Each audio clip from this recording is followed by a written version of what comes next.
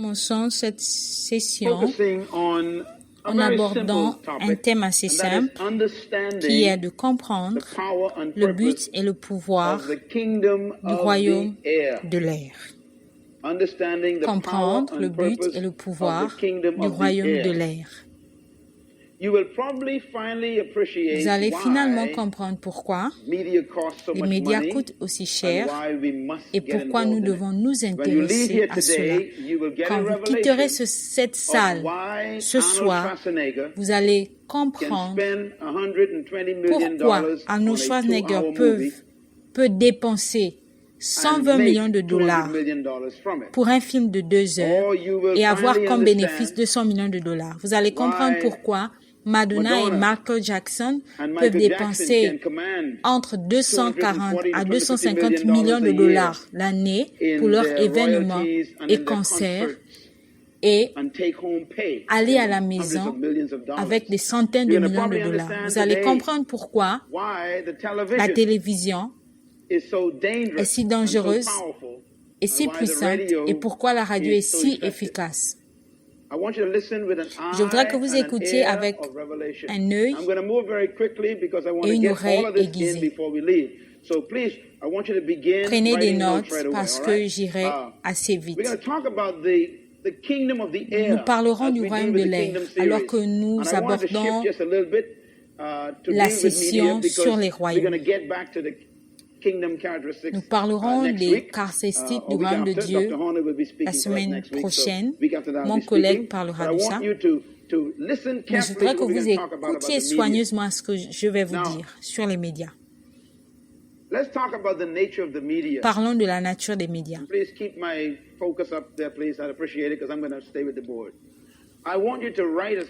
Je voudrais que vous écrivez aussi vite que possible parce que cette session est tellement importante pour vous, vos enfants et vos petits-enfants.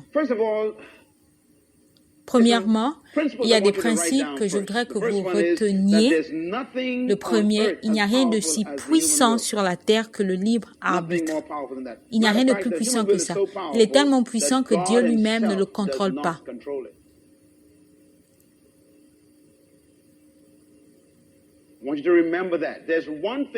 La seule chose que Dieu ne contrôle pas sur la terre, c'est la volonté humaine. Pourquoi?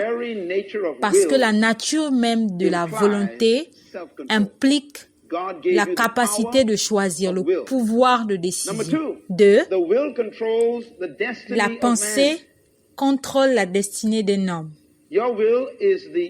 Ta pensée est le lieu d'interaction entre Dieu et toi. Quand Dieu a décidé d'établir son royaume sur la terre, il a voulu que ce soit fait par ta pensée. Le problème, c'est que ta pensée, c'est ta pensée. Le cadeau le plus dangereux que Dieu a donné à l'homme est le libre arbitre. Et c'est aussi le cadeau le plus précieux. Il est dangereux et précieux. Précieux parce que Dieu t'a donné le pouvoir qu'il possède, le pouvoir de choisir. Dangereux parce que tu peux même choisir contre Dieu. Dieu a toujours eu l'intention d'utiliser la volonté humaine pour accomplir sa volonté sur la terre. Utiliser ta volonté pour accomplir sa volonté. Le problème, c'est que la volonté te donne le pouvoir de choisir même contre celui qui t'a donné cette volonté. Et écoutez ce que je dis. 3. Le siège de la pensée se trouve entre la conscience et le subconscient. Il est lié à ton cœur et ton cœur n'est que le reflet de ton subconscient qui est la tour de contrôle de ta vie. Tu as la conscience et le subconscient. Subconscient qui veut dire sous la conscience. Tu as une mémoire consciente et une autre qui est sous la conscience qu'on appelle subconscient. Le subconscient est plus important que la conscience. La conscience nourrit ton subconscient, télécharge les informations de ta conscience à ton subconscient. Le plus ta conscience écoute une information, elle le transfère à ton subconscient. Répéter constamment fait que ta conscience collecte les informations et le télécharges à ton subconscient. Tu es en sécurité aussi longtemps qu'une information demeure dans ta conscience. Parce que tu peux oublier ce qui se trouve dans ta conscience. Mais la clé est, pour que cela soit transmis à ton subconscient, il faut répéter. Voilà pourquoi la répétition est dangereuse. Pourquoi? Parce que le subconscient est le reflet, ton cœur est le reflet du subconscient, et parce que tes actions sont déterminées par la façon dont tu penses, par ton état d'esprit. La Bible dit, garde ton cœur plus que toute chose, car de là viennent les sources de la vie. Cœur, en hébreu, fait référence au subconscient, qui veut dire en dessous de la conscience. Salomon a dit, tu es ce qui se trouve dans ton subconscient. Ton subconscient est le reflet de ton cœur. Ton subconscient est ton cœur. Ton subconscient est le produit de ton cœur. Qui contrôle ton cœur contrôle ta vie. Qui peut transférer assez d'informations dans ton subconscient va te contrôler. Si tu veux contrôler un homme, contrôle son cœur. Comment tu contrôles son corps, son cœur? Tu répètes des choses à sa conscience, jusqu'à ce que ce soit téléchargé dans son subconscient qui sera reflété dans son cœur. C'est pour ça, beaucoup d'entre vous, vous avez des problèmes aujourd'hui pour changer certaines choses. Depuis 20 ans, des habitudes que vous avez, que vous n'arrivez pas à changer. C'est difficile de les changer. Jeunes gens, c'est pour ça la Bible dit, garde-toi des choses impures, des choses mauvaises. Parce que si tu passes ton temps à lire les livres sales, la pornographie, des choses bizarres, la première fois, c'est OK. Mais si tu passes ton temps à le voir, ces images se téléchargent dans ton subconscient qu'on appelle le disque dur. Même quand tu n'es pas conscient que ces images sont là, ces images sont là.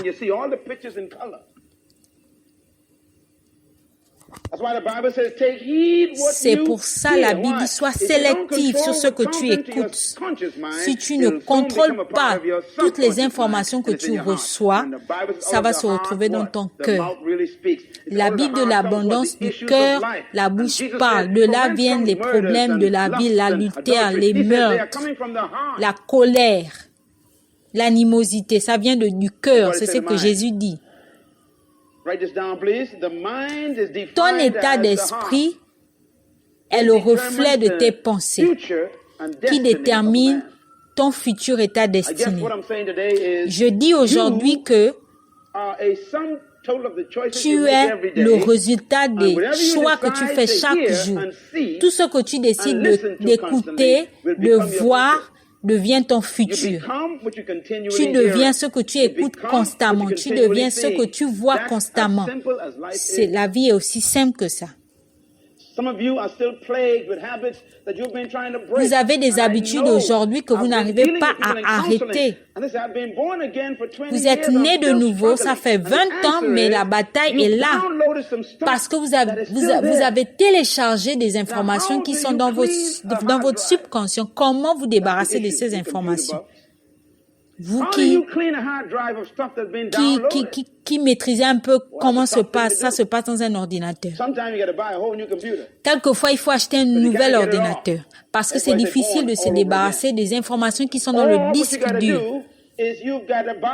Ou alors acheter un autre programme qui va nettoyer le programme qui était là. Le Saint-Esprit, c'est le logiciel divin de Dieu. Alléluia. Et la Bible est le matériel que le Saint-Esprit utilise. C'est pour ça que tu dois lire, écouter la parole de Dieu jusqu'à ce qu'il nettoie ton subconscient.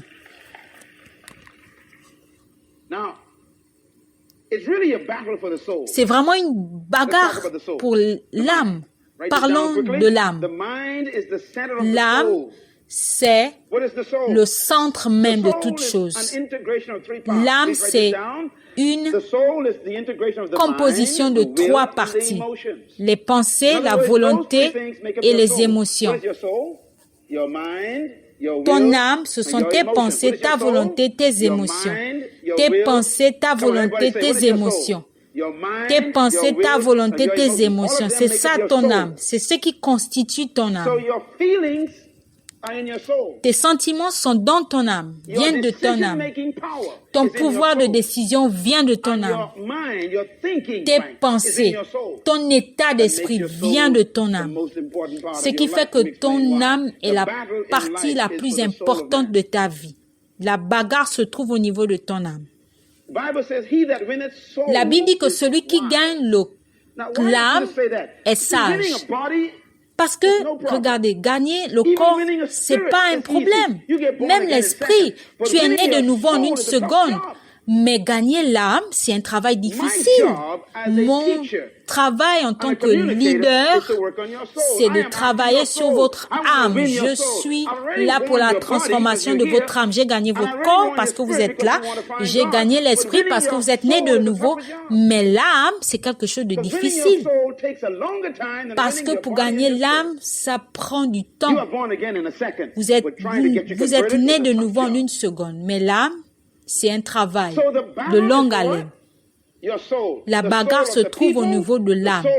L'âme des gens, l'âme de vos enfants, l'âme de votre famille, l'âme de votre époux, l'âme de votre femme. Votre âme est en danger parce que l'ennemi attaque votre âme. Écrivez ça. Écrivez ceci.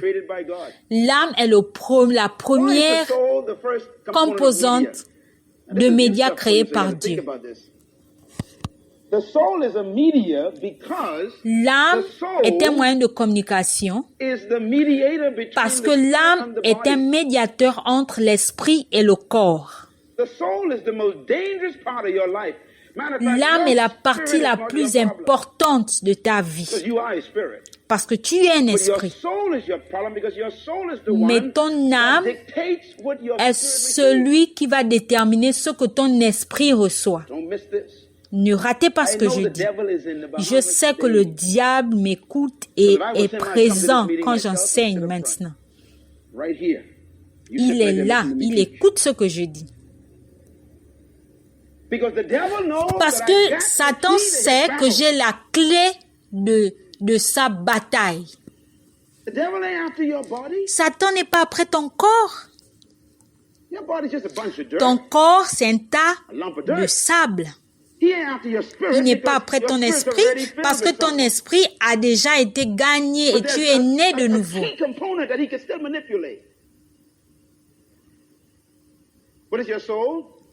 Qu'est-ce que c'est que ton âme, tes pensées, ta volonté, tes émotions? L'âme est le médiateur entre le corps et l'esprit.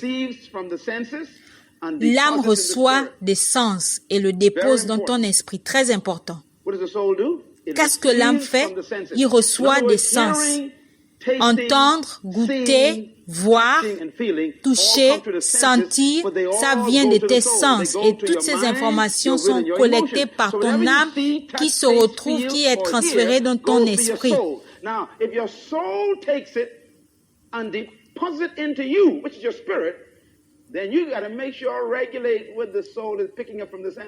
Si alors toutes ces informations sont déposées dans ton esprit, tu dois faire attention à ce que tu écoutes, à ce que tu vois. C'est pour ça que Jésus a dit, sois sélectif sur ce que tu écoutes. Choisis ce que tu vas écouter parce que ça peut faire basculer ta vie. Oh mon Dieu. Ton âme reçoit de tes sens et le dépose dans ton esprit. L'esprit révèle toutes les informations qui se retrouvent dans ton âme par ton corps.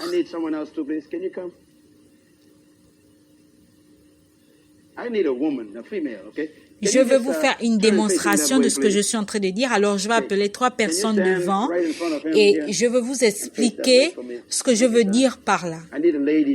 J'ai besoin d'une femme devant. Merci, Sœur Sylvia. Hey, that's a good one. Let her come. Yeah, since she's media, she could do this real good. I want you to stand right here. Watch where I'm going to put her. Regardez ce que je vais faire. Regardez la démonstration. Okay? Stand right in the middle of them. Face that way. Now, this is the battle. Je vais vous expliquer la bagarre que vous avez chaque jour.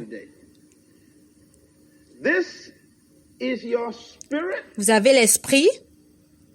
This is your body. Vous avez le corps. This is your soul. Et l'âme. Now, your body votre corps reçoit les informations de tout ce qu'il écoute, sent, voit. Toutes ces informations le transmet à l'âme. Et l'âme le prend et le transmet à votre esprit. Et quand l'esprit a ces informations de l'âme qu'il a eu du corps, l'esprit analyse les informations qu'il a reçues ou l'information reçue. Problème.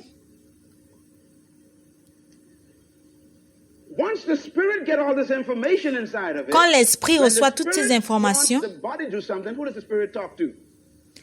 quand l'esprit veut que le corps fasse quelque chose, il parle à l'âme. Il dit à l'âme, dit au corps de faire ceci ou cela. Le corps ne veut toujours pas faire ce que l'esprit lui demande de faire. Alors l'âme est en bataille entre le corps et l'esprit. C'est ce qu'on appelle une bataille mentale. L'esprit dit, les informations que j'ai reçues de ton corps n'est pas juste. L'âme dit, mais c'est ce que le corps m'a donné comme information.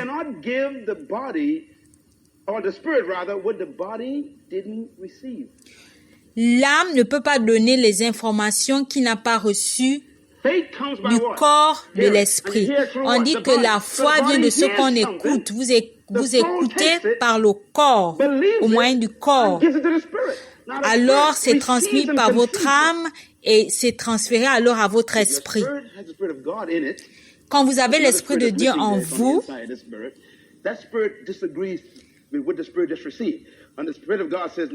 l'esprit n'est pas quelquefois d'accord avec les informations que vous avez reçues du corps. Il dit, dis à ton corps, l'esprit dit, dis au corps de changer les informations qu'il a reçues parce que ce n'est pas correct. Le corps dit non, j'aime ça. L'âme sent ce que je ressens. Je me sens tellement bien. L'âme dit, il n'y a pas de problème. Mais l'esprit dit, ce n'est pas juste, ce n'est pas bon. L'esprit dit à l'âme, dis au corps d'arrêter. Le corps dit non, mais j'aime, quand je ressens, ça me fait du bien. Je sais que c'est mauvais, mais âme, essaie de ressentir ce que je ressens. Et c'est comme ça que vous mettez parfois à faire des choses que l'esprit n'aime pas.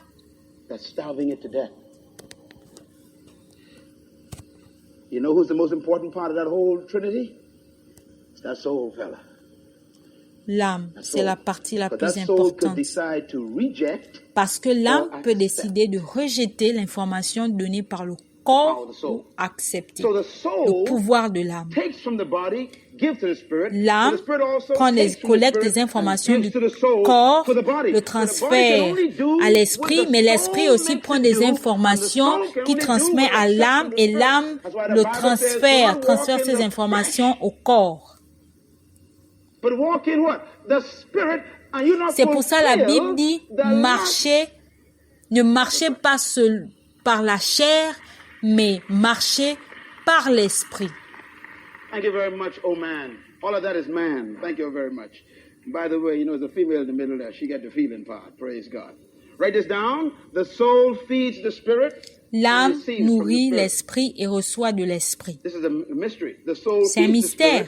L'âme nourrit l'esprit et reçoit de l'esprit.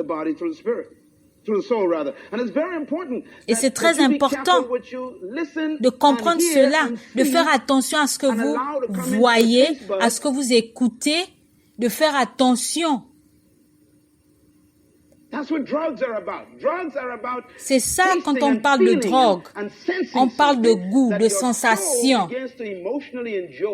L'âme commence à prendre plaisir à cela.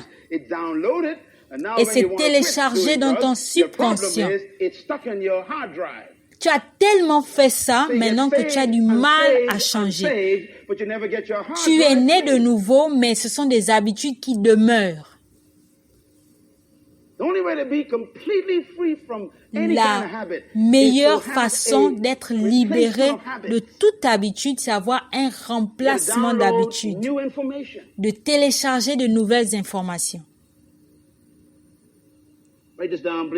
Écrivez ceci.